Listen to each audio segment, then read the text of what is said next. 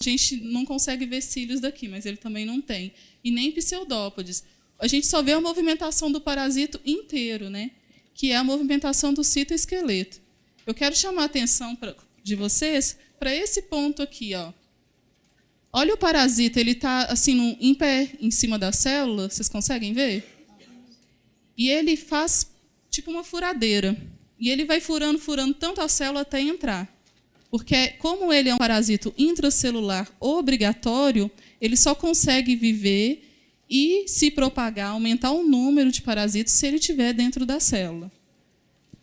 Então, agora que a gente já viu essa micrografia, vamos passar para o ciclo de vida do parasito para a gente tentar entender melhor. Antes disso, só quero chamar a atenção para como que ele invade a célula, porque é muito interessante e esse processo é muito estudado dentre os cientistas, inclusive lá no laboratório onde eu trabalho.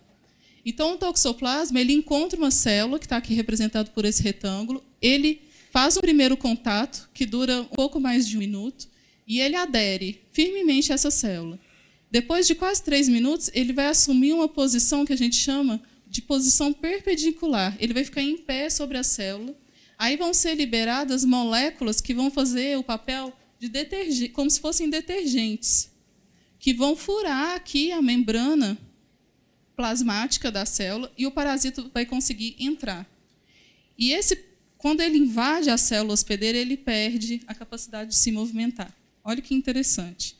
E a gente vê exatamente isso aqui. Ó. Vamos chamar a atenção para esse parasita aqui que está em disposição de furadeira. Tá vendo? Ó. Ele vai rodando, rodando, até conseguir entrar. Se tivesse filmado mais, a gente veria ele entrando na célula. Está vendo aqui o gomo de mexerica? Parado. Quando ele entra na célula, ele perde movimento. Porque na biologia, a tendência de todos os seres vivos é a economia de energia, é um equilíbrio. Então, não tem nenhuma lógica que o parasita entra na célula e fica movimentando aqui para quê? A intenção dele é propagar o número de parasitas dentro da célula, depois a célula vai explodir para infectar novas células. Tudo bem? Então, do mesmo parasito, a gente encontra 3 formas, dependendo do estágio de vida que ele se encontra. Então, o Toxoplasma gondii ele pode estar na forma taquizoíta, que é a forma de gomo de mexerica, que é a forma invasiva que a gente viu ali agora, que chega perto da célula, fura, fura até entrar. Ele pode estar na forma bradizoíta.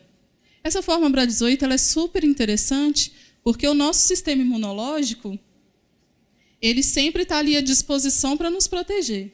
Então, quando a gente é invadido por um parasito como o taquizoíta, o nosso sistema imunológico vai tentar nos proteger, né? E esses taquizoítas eles vão se organizar numa espécie de bolinha, olha, de círculo bem fibroso, e eles não vão ser capazes de propagar. E esses bradizoítas eles vão estar guardados lá no músculo ou no cérebro. E os esporocistos eles são encontrados na fase sexuada do ciclo de vida, que é nos gatos. Então, vamos ver com mais detalhe. Ó. Eu tenho um rato que ele tem a forma bradizoíta do Toxoplasma gondii. Então, o ratinho ele já foi infectado, o sistema imunológico dele resolveu a infecção, ele não está doente. Aí o gato vai lá e come o rato. E é no intestino do gato que vai acontecer a reprodução sexuada desse parasito.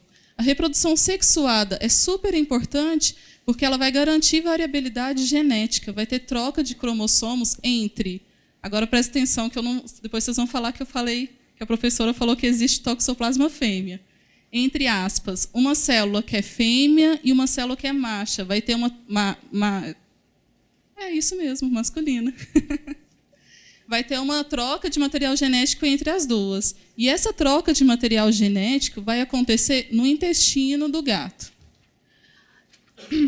Como a natureza é muito sábia, após essa reprodução sexuada lá no intestino do gato, o gato geralmente não fica doente, não morre, não acontece nada com ele.